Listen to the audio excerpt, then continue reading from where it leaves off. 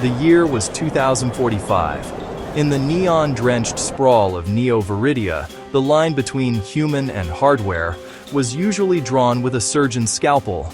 But Leo, 17 and desperate for an edge, had bypassed the clinics. He had spent 6 months' worth of credit on the dark web for a prototype listed only as the Oculus Biosynthetic Seer. The package arrived in a vacuum-sealed obsidian crate. When Leo pried it open, the device didn't look like the plastic VR goggles of the past. It was a sleek, undulating band of iridescent metal that seemed to pulse with a faint rhythmic light.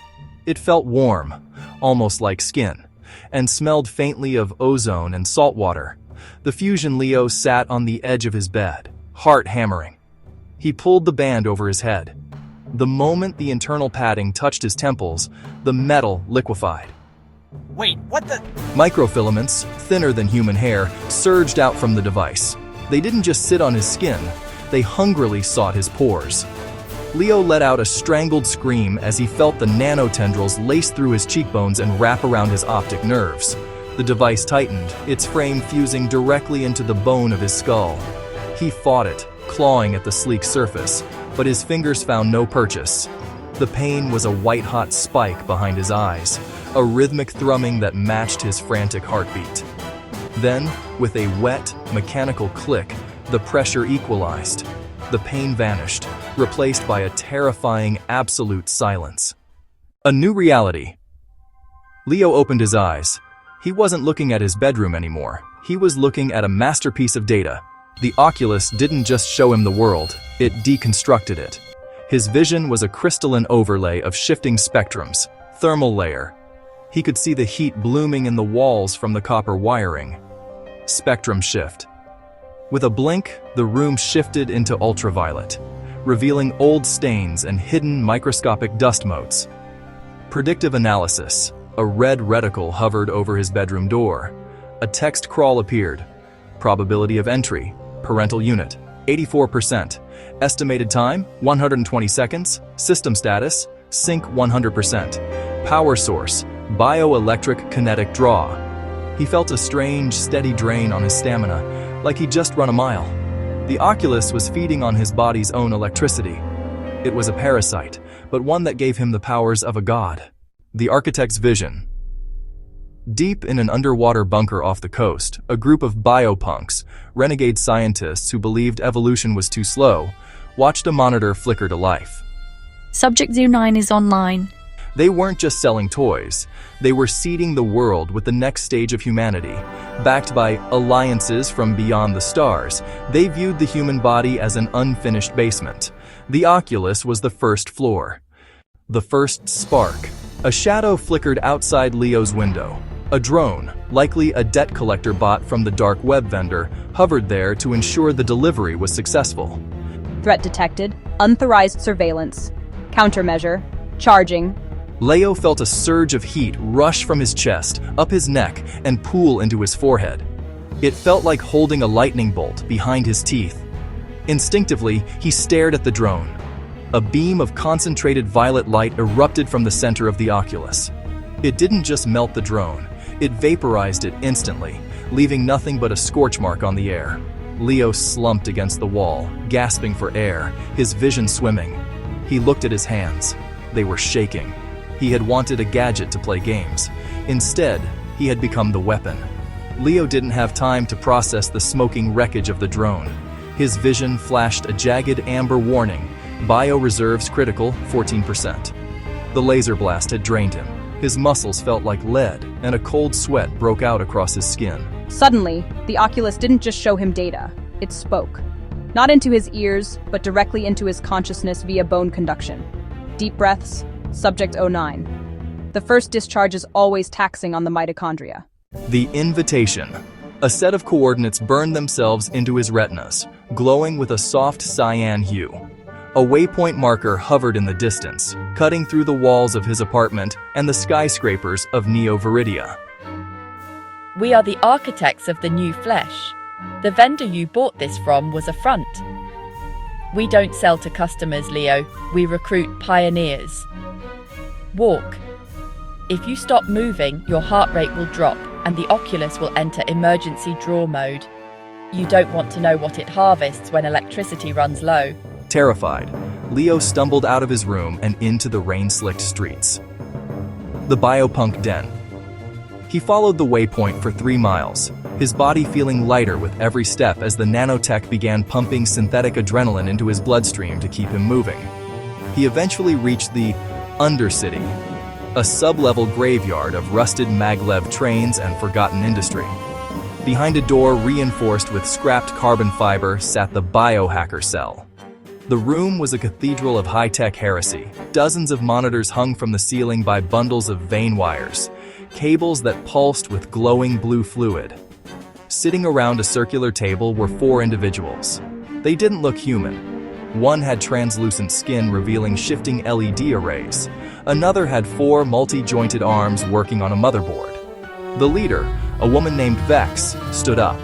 Her eyes were gone, replaced by a wraparound visor identical to Leo's, but hers hummed with a deep, seasoned power. The revelation. You're early.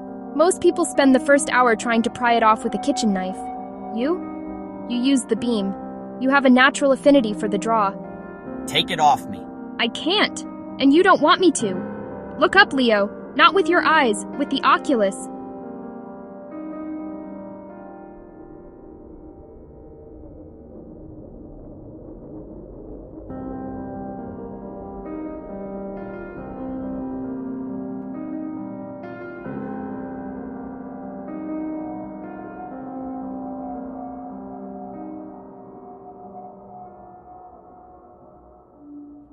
They are the alliances. They've been here for decades, helping us skip 1,000 years of slow evolution. The governments think we're just hackers. They don't realize we're building an army capable of seeing and fighting the things that truly run this world. The Choice Vex handed him a glass of thick, glowing green liquid, a bionutrient slurry. Drink. You need to recharge, she commanded. The drone you shot down belonged to the Consensus. They're the ones who want to keep humans as base models, weak, blind, and easy to control. They're coming for that hardware, Leo. They'll kill you just to scrape it off your skull. Leo looked at the slurry, then at the predictive HUD in his vision. A new timer had appeared. Consensus enforcers arriving in 0452. You have 2 choices, Vex said, her extra limbs unfolding behind her, crackling with bioelectricity. You can run and die a human, or you can stay, let us finish your calibration, and become a god of the spectrum. Leo looked at the timer. He felt the power of the Oculus humming against his brain, offering him a world of infinite data and light. He reached for the glass. Leo downed the nutrient slurry in one go. It tasted like copper and electricity, but the effect was instantaneous. A warm surge flooded his limbs, and the HUD in his vision flared from a dim amber to a brilliant, aggressive violet. Bio reserves 98%. Combat protocols initialized. They're here, Vex said, her voice dropping an octave.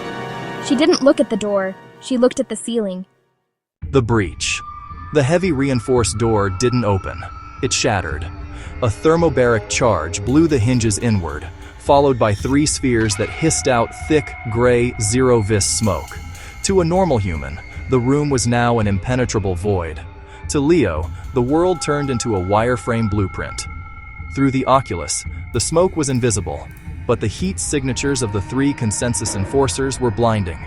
They moved with mechanical precision, wearing matte black exosuits designed to crush bone. Predictive overlay active. A ghost-like image of the lead enforcer appeared a split second before the man actually moved. Leo saw the soldier's intent to raise his rifle before the muscle even moved. He ducked a burst of high-velocity rounds that hissed through the space his head had occupied milliseconds prior.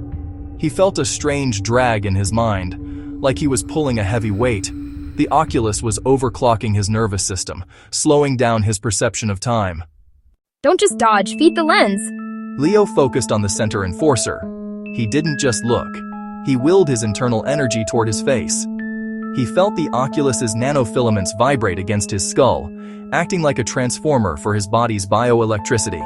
Target locked. Vital core. Warning, neural strain imminent. A beam of violet light, thinner and more concentrated than the first, lanced out. It bypassed the Enforcer's heavy chest plating, finding the microscopic gap in the suit's neck seal. The soldier didn't even scream. He simply collapsed as his suit's electronics were fried from the inside out. The synchronized strike. The other two Enforcers pivoted, their HUDs struggling to track Leo's heat signature. The Oculus was actually venting his body heat in pulses to confuse their sensors. Leo at 4 o'clock, one of the biopunks yelled. Leo didn't turn his head. He didn't have to. The Oculus provided a 360-degree tactical map in the corner of his eye. He reached back, grabbed a heavy piece of scrap metal, and threw it. The predictive HUD guided his hand, calculating the wind resistance and the Enforcer's projected path. The metal caught the soldier in the visor, cracking the reinforced glass. As the Enforcer stumbled, Leo closed the distance. He felt a cold, calculated calm. He slammed his palm against the soldier's chest piece. Direct discharge, 15% output. A massive spark of blue-white energy jumped from Leo's skin through the Oculus's conductive metal, overloading the Enforcer's exosuit. The soldier was thrown back 10 feet, his armor sparking and smoking. The aftermath. The third Enforcer, seeing his squad decimated by a teenager in a hoodie, triggered a manual retreat.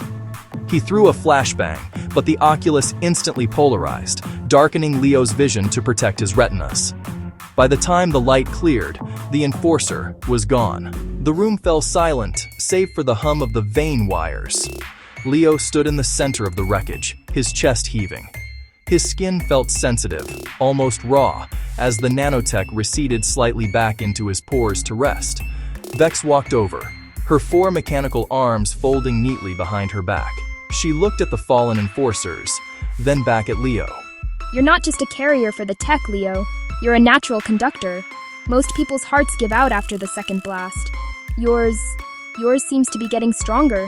Leo looked at his hands. He could see the faint glow of his own veins through his skin. He wasn't a kid from the slums anymore. He was a node in a global, invisible network. Vex smiled, and the Oculus displayed a new set of coordinates. This time, they weren't in the city. They were pointing toward a hidden launch facility in the desert. Now, we go to the source. The alliances want to meet their best investment. The Oasis of Glass. They reached the coordinates, a shimmering salt flat in the middle of the Mojave. At first, there was nothing. Then, Vex tapped a sequence into her wrist comm, and the air itself began to ripple. A massive structure emerged from a cloaking field. It wasn't built of concrete or steel. It looked like a giant translucent nautilus shell made of living glass, pulsing with a soft, bioluminescent gold. The cradle, Vex whispered. This is where the alliances anchor. The meeting of two worlds. As they entered the spire, the temperature dropped and the air smelled of ozone and blooming jasmine. Leo's Oculus went into overdrive. Unknown data architecture detected. Attempting translation. In the center of the hall stood 3 figures. They were tall, nearly 8 feet, and moved with a fluid grace that defied gravity. Their bodies weren't solid. They were composed of shifting lattices of light and biomatter that looked like liquid mercury. They didn't have faces, but as Leo approached, their forms shifted to mimic a human silhouette to put him at ease. Subject 09, the conductor. The true purpose. One of the beings reached out a hand. It didn't touch Leo. Instead, it hovered inches from the Oculus. A stream of data, pure, raw information, flowed between the device and the alien. Leo's vision exploded. He saw the history of the alliances. They weren't conquerors, but gardeners. They had traveled the stars looking for species capable of surviving the Great Filter, a coming cosmic event that would wipe out any civilization tied strictly to biology. They aren't just giving us tech, they're turning us into a bridge. We're the link between carbon and light. Your world is ending, Leo. Not by our hand, but by its own entropy. The consensus you fought, they represent the old way. They want to hoard the past. We offer the future, but the integration requires a price. The upgrade. Evolutionary override initiated integrating star cell core. The Oculus grew. expanding from a mere visor into a crown of light that merged with his forehead. His skin began to take on the same iridescent sheen as the aliens. The bioelectricity in his body surged, no longer just a power source, but a weaponized aura. Suddenly, a red alert flashed at the edge of his new infinite vision. Planetary scan. Consensus orbital strike detected.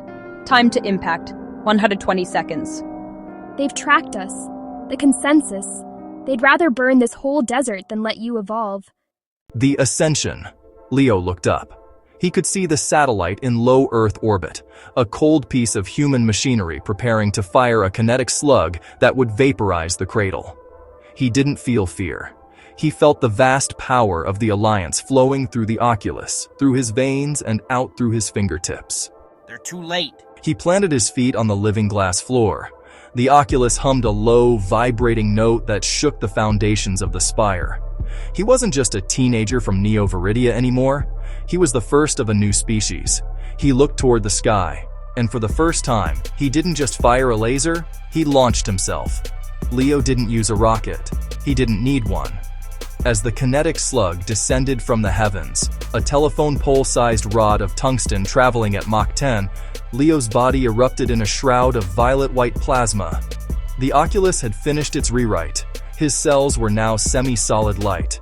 With a thunderous crack that shattered every pane of glass in the desert for 10 miles, Leo pierced the atmosphere. The breach. The friction of the air would have incinerated any other human, but the Oculus projected a teardrop-shaped bioshield around him. Through the visor, the sky turned from blue to the deep velvet black of the void. Altitude, 100,000 meters. Target acquired. Consensus orbital platform, Judicator. The tungsten rod screamed past him, missing him by mere inches. Leo didn't flinch. He adjusted his trajectory with a thought, his bioelectricity acting as a reaction thruster. Below him, the desert looked like a marble. Above him, the Judicator satellite loomed, a brutalist, jagged tooth of steel and railguns. The orbital dance. The satellite's automated defenses recognized the threat. Hundreds of point defense lasers bloomed like deadly flowers in the dark. Leo's vision fractured into 1,000 subscreens. The Oculus was calculating the path of every single photon before it was even fired. He moved through the barrage like a ghost, his body blurring in and out of the physical plane. Energy levels, 400%, ambient solar draw active.